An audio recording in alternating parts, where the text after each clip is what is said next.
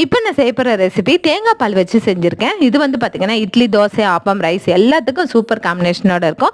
வாங்க என்ன ரெசிபின்னு பார்த்துலாமா. இந்த ரெசிபிக்கு கடாயில் ஆயில் சேர்த்துட்டு ஒரு கைப்பிடி அளவுக்கு கொத்தமல்லி, 5 வரமிளகா, அப்புறம் சோம்பு, ஜீரகம், கசகசா ஒவ்வொரு ஸ்பூன் சேர்த்துக்கலாம். பட்டை, கிராம்பு இதெல்லாமே 3 சேர்த்துக்கலாம். ஏலக்காய் 3 சேர்த்துட்டு அப்புறம் வந்து பிரிஞ்சி லீஃப் 1, அன்னாசி பூ 1 சேர்த்துக்கலாம்.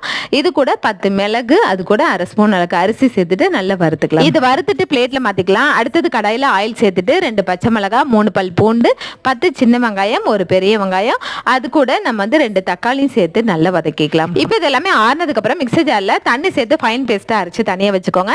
அடுத்து கடாயில எண்ணெய் சேர்த்துட்டு 1/4 கிலோ அளவுக்கு காளான இதில் சேர்த்து ஒரு 5 நிமிஷம் வதக்குங்க. அப்புறம் மசாலா எல்லாம் சேர்த்து தண்ணி சேர்த்ததுக்கு அப்புறம் 1/2 ஸ்பூன் அளவுக்கு மஞ்சத்தூள், உப்பு தேவையான அளவுக்கு சேர்த்து நல்லா கொதிக்க விடுங்க. கொதிக்க விட்டோன்னா ஒரு கிளாஸ் அளவுக்கு தேங்காய் பால் சேர்த்துட்டு நல்லா கொதி வரட்டும். அதுக்கப்புறம் கொத்தமல்லி தழை தூவி பரிமாறுங்க. சூப்பராக இருக்கும். கறிக்குழம்பு ஸ்டைலில் இருக்கும். ட்ரை பண்ணி பாருங்க.